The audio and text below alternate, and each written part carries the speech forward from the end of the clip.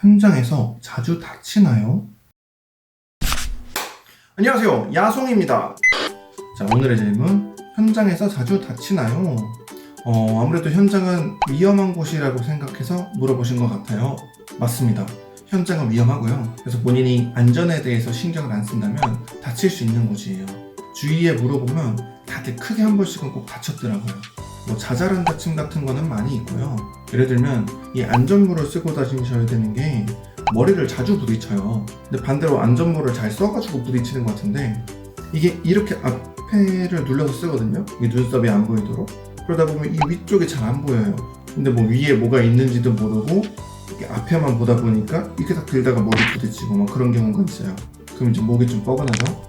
또 막 철근 같은 거 검측하러 가실 때 이 철근끼리 서로 고정시키기 위해서 바인딩을 해요. 국내에서는 이 반생으로 묶는다고 하는데 철사 같은 거라고 생각하시면 돼요. 근데 이걸 묶고 나면 끝부분을 이렇게 자르기도 하는데 그럼 이게 잘 안 보여요. 그래서 철근 사이에 쓰레기가 있어가지고 주워야지 하면서 주웠다가 막 팔에 여기 쫙 이렇게 긁히거나 그럴 수도 있어요. 저도 그래가지고 막 옷도 찢어지고 그랬었으니까. 아니면 바닥 철근하는데 이제 올라가는데 철근 위에 올라서다 보니까 균형을 잘못 잡을 수도 있거든요. 이렇게 딱 넘어지다가 엉덩이에 또 반생이가 찔려가지고. 그리고 또 자재들이 많이 쌓여있는 곳은 뭐가 사이사이에 튀어나와 있을지 모르니까 항상 큰 길로 다니세요. 어쩔 수 없이 그 자재가 있는 곳을 가야 된다. 그러면 잘 살피고 가세요. 바지도 잘 찢어져요. 자잘한 건 이렇고요. 좀 크게 다친 걸 얘기를 하면 저는 이제 얼굴 옆쪽이 철근에 한번 찍혔었고요. 그리고 발목이 인대가 파열이 됐었어요. 발목 인대 파열 같은 경우는 이것도 이제 자재를 나르다가 일어난 사고인데 여러분도 되게 조심해야 되는 게 현장은 이제 포장된 도로가 아니잖아요. 땅이다 보니까 되게 울퉁불퉁해요. 그래서 잘못 헛디디면 금방 발목이 나가버립니다. 특히나 제가 다쳤을 때는 이제 단열재를 이렇게 들고 날랐어요. 그러다 보니까 이 앞만 보이고 밑에 발이 안 보이죠. 그냥 살짝 내렸다가 없네 이렇게 걷다가 이게 발목이라는 게 단차가 완전 높을 때는 오히려 내려가면서 다시 밟아요. 근데 약간 차이가 있을 때 확 꺾여버리는 거거든요. 그래서 이러다가 안 보이는데 단차 있는 곳을 밟아서 두두둑, 갑자기 귀에서 두두둑 소리가 나더라고요. 뭐지? 하고 병원에 가봤더니 발목인대 파열. 자, 발목인대 파열은 1도, 2도, 3도 이렇게 나뉘어져 있어요. 1도 염좌는 잠깐 이래가지고 그냥 바로 걸어다녀도 되는 정도, 또는 조금만 쉬면 금방 낫는 정도. 인대가 조금 늘어난 거죠. 근데 2도는 인대가 일부 끊어진 상태예요. 거의 한 30%에서 70% 사이 범위예요. 이건 복구가 안 됩니다. 제가 이거였어요. 그리고 3도는 완전히 다 끊어진 거. 이거는 그냥 수술밖에 답이 없습니다. 그래서 저는 병원을 갔더니 바로 깁스 아니면 반깁스를 해야 된다고 얘기를 하시더라고요. 목발까지도 얘기를 하셨는데 사실 이게 여러분 회사에서 일하다가 갑자기 목발 듣고 나가면은 그렇게 좋은 소리는 듣지 못해요. 사실은 그때 의사 말을 들었는 게 더 좋았을 텐데 나중을 생각하면. 근데 그 당시는 그런 눈총도를 제가 견뎌낼 수 있을까가 있었어요. 저희 역할은 어쨌든 시공직이고 그러면 현장을 자주 돌아다니면서 많이 봐야 되는데 다리 다쳤다는 얘기는 뭐예요? 밖에 못 나간다는 얘기잖아요. 그냥 앉아서 사무직이나 하는 거죠. 그때는 발을 이렇게만 해도 아팠으니까요. 이게 회사를 안 다니시는 분들은 어떻게 생각하실지 모르겠지만 업무를 할 때 내가 해야 되는 업무를 내가 다쳐서 못해서 다른 사람이 해야 된다? 이러면 엄청 스트레스를 주는 거거든요. 반대로 생각해 보시면 그럴 거예요. 그 사람 업무가 그렇다고 줄어드는 게 아닌데 그냥 더 늘어나기만 하는 거잖아요. 그걸 알기 때문에 제가 발목이 심하게 다쳤어도 이걸 깁스를 해야 되나 말아야 되나 이런 고민을 하게 된 거죠. 결국에는 이제 2주간 반깁스만 하고 사무실에 앉아서 사무 업무만 보는데 안 그래도 눈치를 주더라고요. 예전에 어떤 대리는 무릎 나가가지고 반깁스 했을 때 절뚝거리면서 현장 돌아다녔어. 저의 개인적인 생각으로는 그건 아니라고 봐요.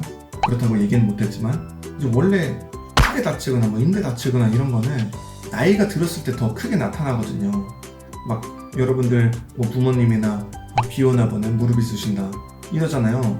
제 발목도 지금도 계속 아파요. 그리고 공사팀 사람들 중에 무릎 안 아픈 사람이 없어요. 다 몇십 년을 그렇게 계단을 오르락내리락 했으니까. 그래서 저 예전엔 동기한테 그랬거든요. 우리는 열심히 돈 벌어서 이걸 약국에게 토스한다고. 맨날 집에 가면 파스 붙이고 막. 그렇다고 내가 아픈 거를 뭐 회사에서 계속 신경 써줄 것도 아니고 거의 평생 뭐 그럴 수도 있는데 말이죠. 근데 이게 그 사람이 그런 얘기가 나온 거는 어떻게 보면 현장 특성상 앞으로 1, 2년이면은 그 다음엔 다시 볼 일이 없을 수도 있거든요. 현장이 계속 바뀌니까. 그래서 좀 그렇게 얘기를 했을 수도 있을 것 같아요. 아무튼 다치면 나만 손해. 얘기가 나온 김에 아까 그 무릎을 다쳤다는 그 대리님 얘기를 하면은 비가 엄청 오는 날이었어요. 그럼 저희 현장에는 비가 오는 걸 현장 밖으로 빼내기 위해서 양수기를 설치를 해놔요. 구덩이 같은 걸 파가지고. 근데 막 폭우가 쏟아져서 그 양수기의 용량을 넘는 양의 물이 들어가면은 그냥 오버플로우 되는 거예요. 그냥 막 현장 여기저기가 다 물 받아요. 그래서 요게 넘치는지 안 넘치는지 확인하기 위해서 이제 우기 때는 한 사람씩 항상 당직을 서요. 밤을 샌다는 얘기예요. 이제 어느 날은 그분이 당직에 섰는데 이제 사무실에 있다가 갑자기 비가 막 쏟아지는 거예요. 잠깐 있으면 멈추겠지 했는데 멈출 기미가 안 보였대요. 그래서 이건 불안하다 하고 바로 현장 나갔는데 아니나 다를까 막 물이 넘치고 있었대요. 근데 그건 있어요. 이게 양수기 용량 때문에 물이 넘치는 건지 혹은 양수기에 있는 이 호수가 꼬여서 물이 넘치는 경우도 있거든요. 물을 빨아내지를 못하니까 그걸 확인해야 되니까 일단 막 갔어요. 근데 이게 여기만 이렇게 딱 구덩이 파는 게 아니고 뭐 이렇게 돼 있거든요. 여기가 이렇게 깊은 구덩이는 아니었는데 이분이 마음이 급하다 보니까 무게가 좀 있었거든요. 그냥 폴짝 이렇게 떴는데 그 순간 무릎이 그러니까 이게 다쳤을 때 한 번에 치료를 잘했어야 됐는데 그분이 막 절뚝거리면서 현장 돌아다녔다고 했잖아요. 나중에는 무릎 보호대 또 하시더라고요. 아프다고. 저는 그렇습니다. 그 현장에 대한 책임감을 느껴서 내 몸을 불사르면서 뭐 일을 하는 거 나쁘게 생각하진 않아요. 근데 다쳤다. 이거는 좀 다른 문제라고 봐요. 다치면 치료에 전념해야죠. 여러분이 그 회사를 계속 오래 다니실 거면 치료가 완료된 후에 완치된 몸으로 또 회사를 오래 다녀서 그 공헌을 하면 되지. 잠깐 그거 다쳤는데 안돼 난 지금 이것도 더 해야 돼 하고 했다가 나중에 후유증 남아서 일 못하면 장기적으로 봤을 때도 회사도 별로 안 좋은 거죠. 그리고 이 후유증이라는 건 그 누구도 책임져 주지 않는데요. 저도 얘기했잖아요. 계속 아프다고. 근데 누가 신경 쓰겠어요? 저 혼자 그냥 조심해야 되지. 뭐 저 얼굴 상처는 이 현장이 거의 끝나갈 쯤이었어요. 아파트는 마지막에 문줄을 넣어요. 이거 아시죠? 근데 요거를 할 때는 진작에 골조팀이 다 빠져나간 지 오래죠. 그럼 어떻게 해요? 저희가 자재 구해놓을 테니까 와서 그냥 일만 해주세요. 몸만 오세요. 이렇게 부탁을 한단 말이에요. 이 골조 업체도 지금 주력으로 하고 있는 현장이 있을 거 아니에요. 그러면 거기 있는 사람들을 빼와서 저희 현장에 보내서 일을 시켜야 된단 말이죠. 그러니까 거기가 바쁘면 저희를 잘 안 해주려고 해요. 거기가 돈이 더 되니까. 그럼 이제 저희가 자재를 구해준다 했으니까 구해야 되는데 현장이 다 끝났어. 막 이게 포장도로 생기고 조경도 막 하고 이런 상황에서는 사실 자재가 거의 없거든요. 그냥 어디 구석탱이에다 그냥 몰려져 있어요. 그래서 거기를 저랑 선임이랑 가서 같이 뒤진 거죠. 어디 있는 것 같은데 하면서 뒤지다가 발견을 했어요. 저희가 필요한 건 거푸집이었거든요. 거푸집이 쓰레기랑 같이 이렇게 철근으로 묶여 있더라고요. 이 거푸집은 사이즈가 다 다르거든요. 그러다 보니까 저희가 필요했던 거푸집은 딱 중간에 있었어요. 근데 이게 무거우니까 이거를 다 위에서부터 하나씩 내리고 뺀 다음에 다시 하나씩 올리고 이게 너무 오래 걸릴 것 같은 거예요. 그래서 중간 거를 이렇게 흔들어 봤는데 이게 조금씩 움직이더라고요. 이거 잘하면 뺄 수 있겠는데 해가지고 이렇게 막 손으로 움직이다가 거의 다 나왔죠. 사람들은 거의 끝났을 때 완성이 됐다 할 때 좀 안심을 해버리는 습관이 있어요. 저도 그랬고요. 됐다 이러면서 확 빼다가 거기 있는 이제 철근의 얼굴을 팍 긁힌 거죠. 오른쪽이었나 왼쪽이었나?